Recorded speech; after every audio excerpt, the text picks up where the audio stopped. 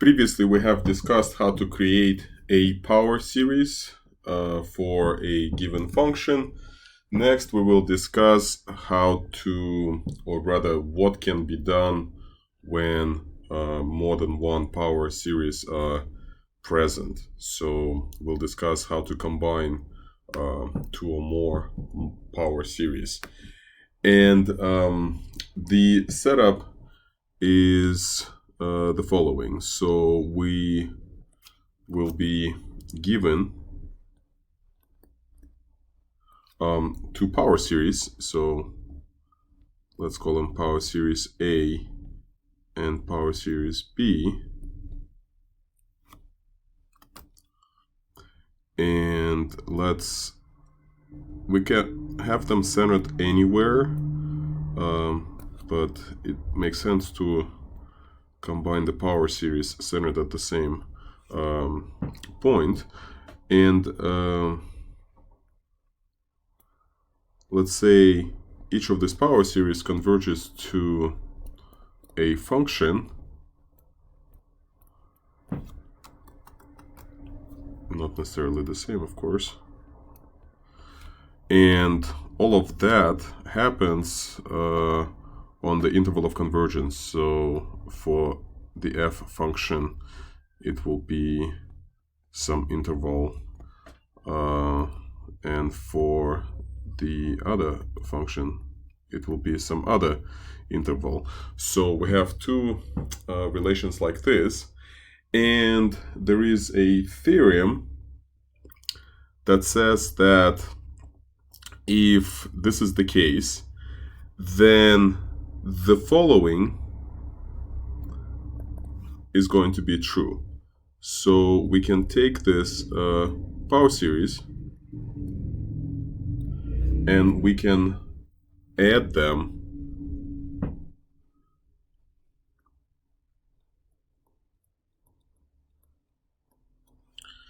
and when we add them, well, first of all, let's say what is the sum going to be equal to. So when we add these two power series, it's not a surprise that the sum will be equal to the sum of the two functions to which these two converge. Now, if we subtract them, it will converge to a difference. And of course, all of this only makes sense when x belongs simultaneously to the interval of convergence of f function and the interval of convergence of g function. And for that, we have a special operation on set operation, intersection, right? So basically here we're saying this relation only holds when x belongs to the intersection of the two intervals of convergence. So this is what this symbol is.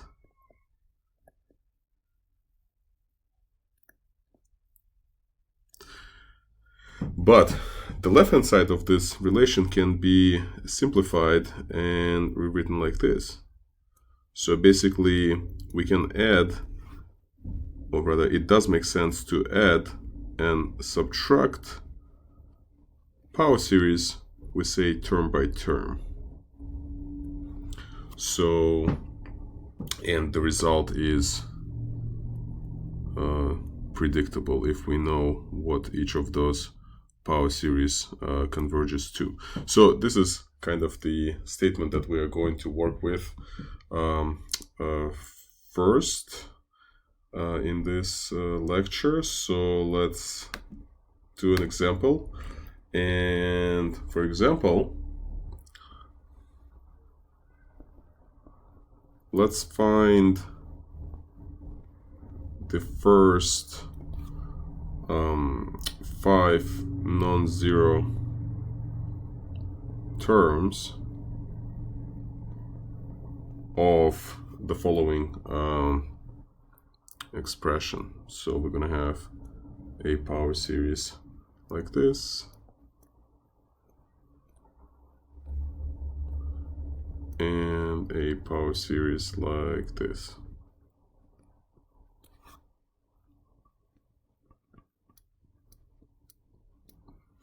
So let's find the first 5 non-zero terms, and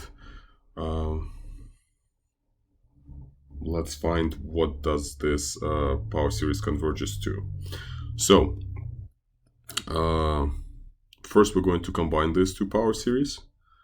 We're going to combine them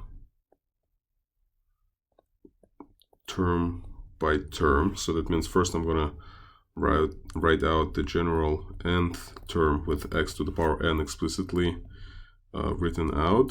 And here we're going to do the same thing. And now we can combine these two in the following way.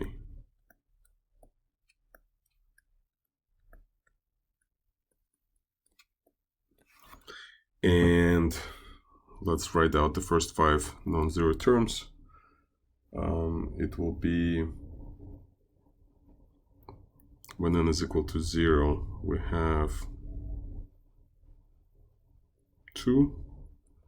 When n is equal to 1, we have 7/3 x, plus when n is equal to 2, we have 4 times 9 plus 1, 37 over 9x squared. When n equals 3, we have 8 plus 1 over 27. So it looks like it's going to be this.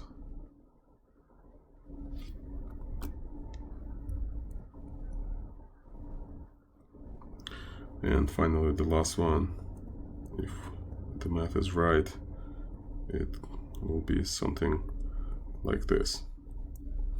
So we combined two power series centered at 0. Now, if we further investigate this relation, we will realize that the first power series was the power series for this function. It is 1 over 1 minus 2x. And the interval of convergence for this power series is from -1/2 to 1/2. So this is where this relation holds. And the other series, this one, is converging to this function. It's 1 over 1 minus x over 3. And the interval of convergence for this power series is from -3 to 3. So what we essentially found is the power series for the sum of these two functions. So we can just do the math here, the basic algebra, and add these two rational functions together. So if my math is correct here, so we have 3 minus x plus 3 times 1 minus 2x as the numerator, and then the denominator will be 1 minus 2x, 3 minus x. And then simplifying the numerator, we have 3 plus 3 is 6, and combining all the x's gives us -7x. So 6 minus 7x. So we found a power series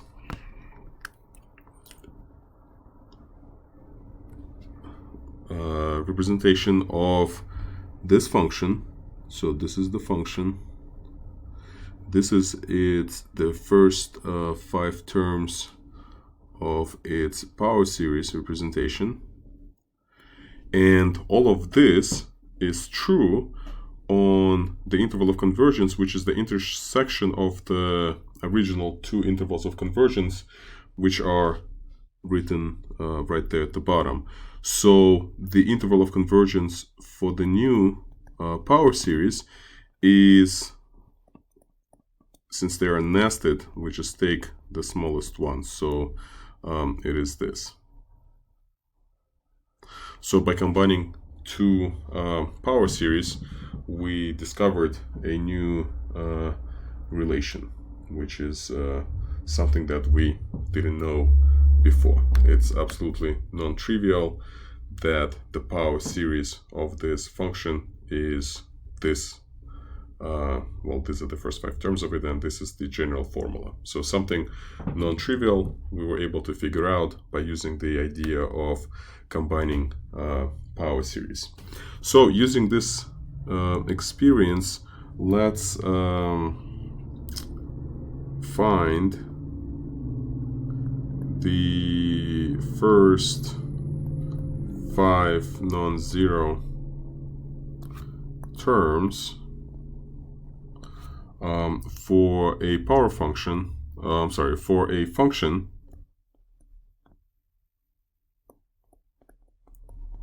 for a rational function like this. And again, based off this experience, we're going to approach this problem the following way. We're going to start with our function, and we're going to notice that this function is actually a sum of these two functions. So I discovered this by using the methods of partial fraction decomposition. In other words, this is a partial fraction decomposition of that rational function, and we can easily check the work here, and it does seem to be true. So this being the first step leads us to two very simple rational functions for which we know exactly what the power series are. So again, let's hit the pause over here for a second, and let's take a look at the first function. So what's 1 over x minus 3 look like? So with a simple rearrangement of the terms, we can write it out like this, and then the power series of it is known.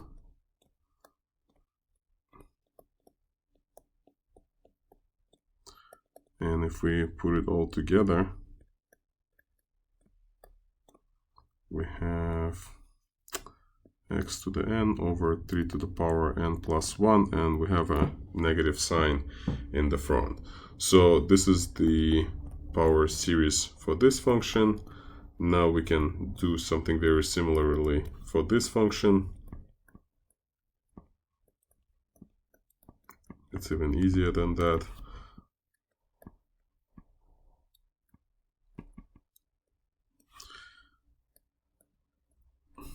And now we unpause our solution.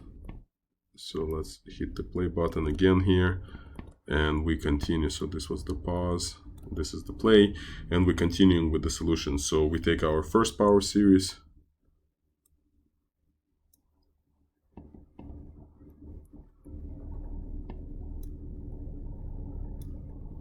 we take the second power series,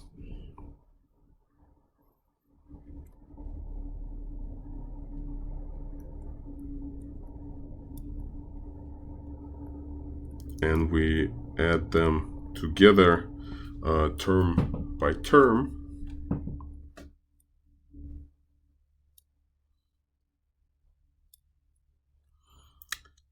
So I'm gonna rearrange the terms. So the first one is 1 minus 1 over 3 to the power n plus 1 x to the power n. So we found the power series representation of the original function.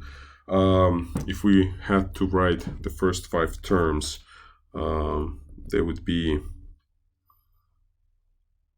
the first one is 2/3, the next one is, so the pattern is kind of there, for us to grab. So 26 over 27x squared plus 80 over 81x cubed plus 242 over 243x to the fourth, etc. And of course, the last thing that we should probably mention is the interval of convergence, because for the first function, everything only makes sense when x is between -3 and 3.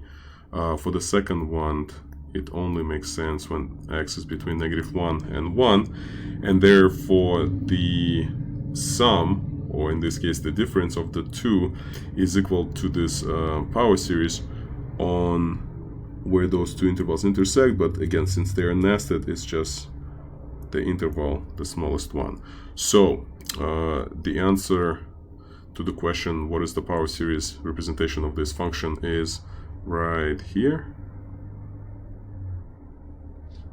This is the function with its power series representation and its interval of convergence. Now, just like we were allowed to add and subtract power series term by term, we are also allowed to multiply the power series term by term. And just like before, if we multiply the two series, the new series that we'll get will be converging to the product of the two functions on the interval that is the intersection of the intervals of convergence of the original functions. However, the new series in this case is not that easy to express in general way, right? So it's what we know for sure, that it's certainly not going to be just an times bn for its general term. So I'm just going to write dn over here, and when we when we're multiplying two power series, we just have to be careful in terms of how we figure out dn, and very likely that we won't be able to find the general formula. However, we can still find the first any number of terms of such power series. So let's do an example to see what exactly I am talking about. So let's find the first 5 terms of the following of the power series representation of this function. Well, this is a rational function, and the first thing we would probably notice is that this is a product of these two rational functions, for each of which we do happen to know the power series representation. So the first one is, it's a well-known identity.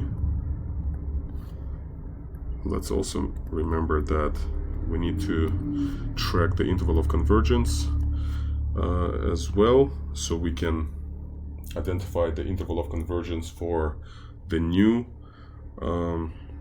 product. And the second function has the following power series representation.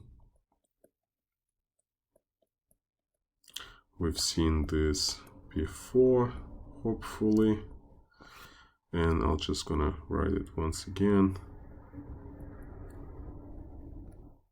as -1 to the power n, x to the power 2n. And this has also the same interval of convergence. Now, if we're looking for the power series of the product, we're not interested in the general term of each power series. We are more interested in actually writing out all of this, not all of this, but some of these terms explicitly. So let's do exactly that next. So this power series is just 1 plus x squared plus x cubed plus x to the 4 plus x to the 5th. So if we're looking for the first 5 terms, we probably want to make sure we have at least the same amount of terms written out for each of the original power series. And then this one would look like 1 minus x squared plus x to the 4 minus x to the 6, etc. And now that we have this written out, we are ready to multiply the two power series. So how do we do that? We're going to use same technique that we learned in algebra when we learn how to multiply the polynomials. So what we're going to do is we're going to write out each power series first few terms, one horizontally, one vertically. So let's do the first one horizontally. So we have 1 plus x squared plus x cubed plus x to the 4. So right, this is our first function. And then we have 1 minus x squared plus x to the 4 minus x to the 6. So this is the second function. And when we multiply, remember the rule is we have to multiply each term of one power series by each term of the other power series. So since we have infinitely many terms, we're going to have a lot of unknowns here. But remember, the goal is for us to write at least the first 5 terms. And that we definitely know how to manage. So multiplying the first term of the second series by all the terms of the first series, we get this.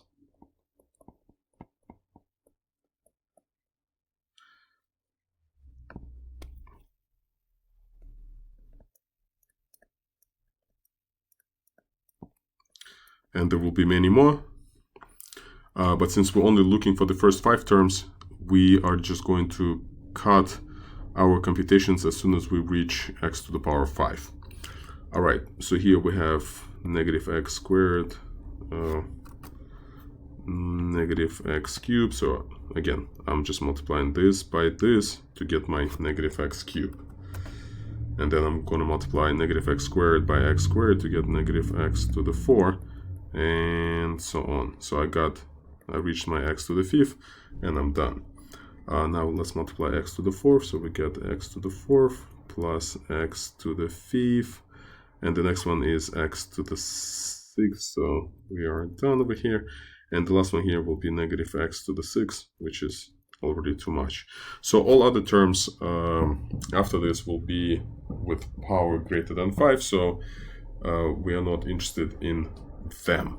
Now what we need to do is we just have to combine the like terms.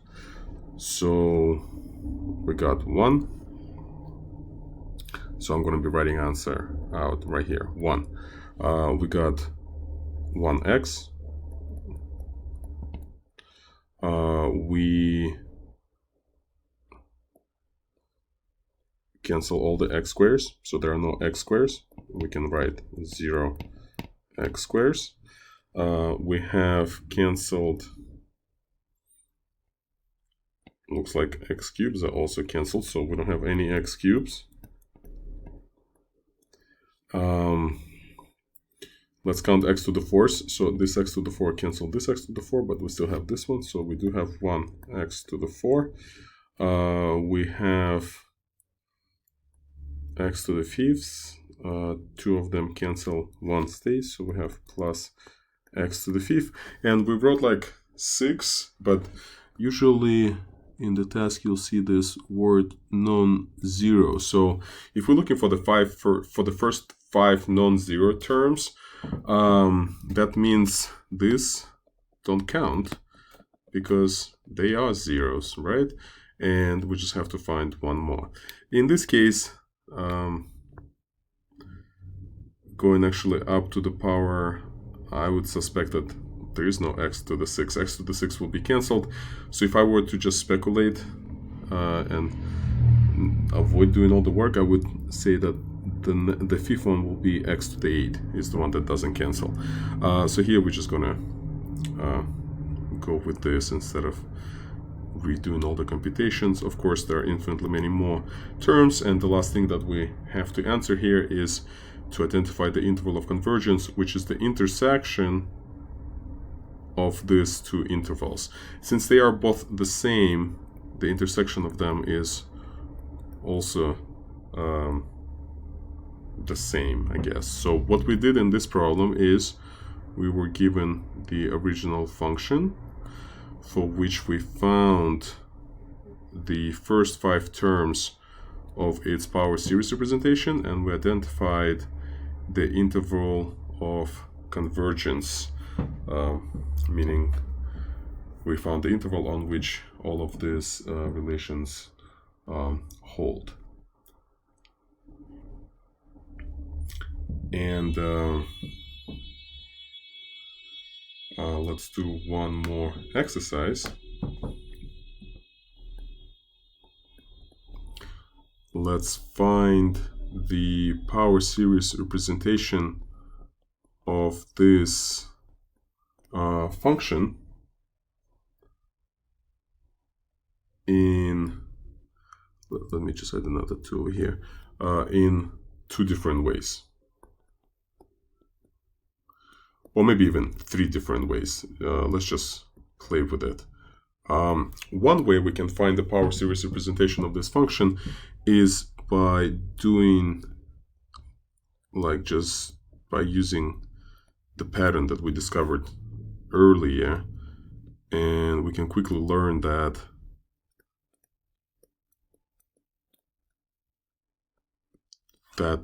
this is the power series, right? So 2, if I just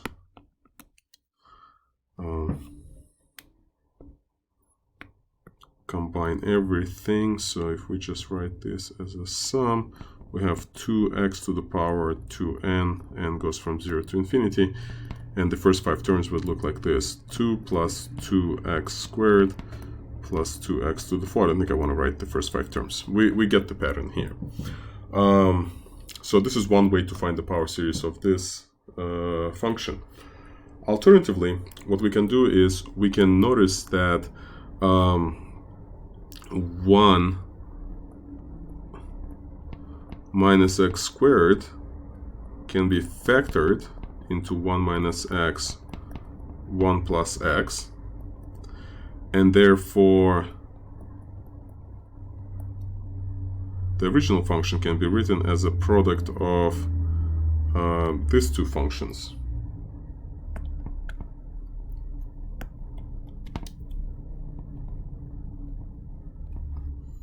And for each one, we do know the power series representation. So the first one is 1 plus, well, it's not going to be 1, it's going to be, it will be 2, because we have 2 in the numerator, so it's going to be 2 plus 2x plus 2x squared plus 2x cubed plus 2x to the 4, etc.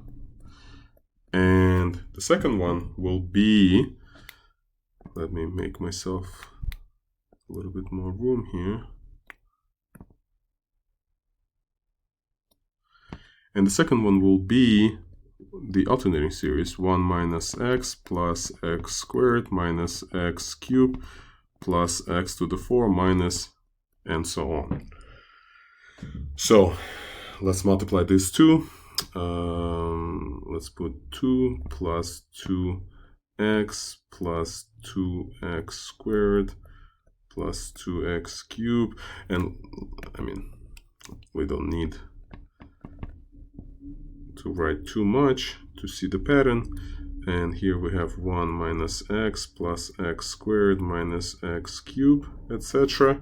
And if we write it all out, what are we going to see? We're going to have 2x, 2x squared, 2x cubed, etc. minus 2x minus 2x squared minus 2x cubed. So I hope you see the pattern here.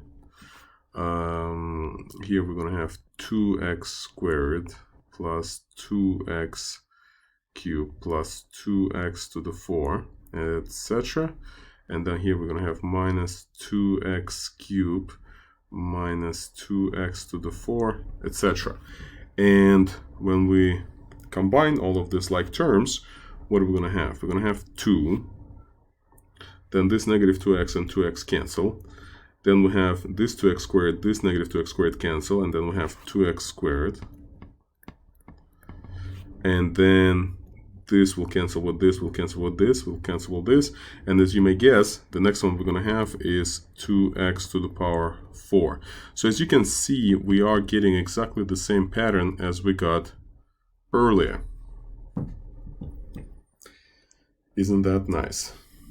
And I'm going to leave it for you to check yourself. But another way, by another way I mean we already have like 2 different ways to find the power series of this function. But the third way will be something that we learned earlier this lesson. If you would notice that this function can be also written or broken down into this partial fraction decomposition. And then for each of these simple rational functions, I wonder if we can just do it ourselves without leaving it for you to check by yourself. So 1 over 1 plus x, it's 1 minus x plus x squared minus x cubed plus x to the 4, etc. And then we get 1 over 1 minus x, which is just 1 plus x squared plus x cubed plus x to the 4. And what you notice here is that they have a lot of like terms, which for powers they double up, for odd powers they cancel each other. So minus x will cancel plus x, minus x cubed will cancel plus x cubed, and so on. But 1 and 1 will add up, and we're going to end up with 2 plus 2x squared plus 2x to the 4th plus etc. So the pattern again is very clear. So what we've done here is we found a power series representation for this function, and here's the power series representation. We found it in 3 different ways, and we also know the interval of convergence. So what we discussed is how to combine 2 power series by adding, subtracting, or multiplying.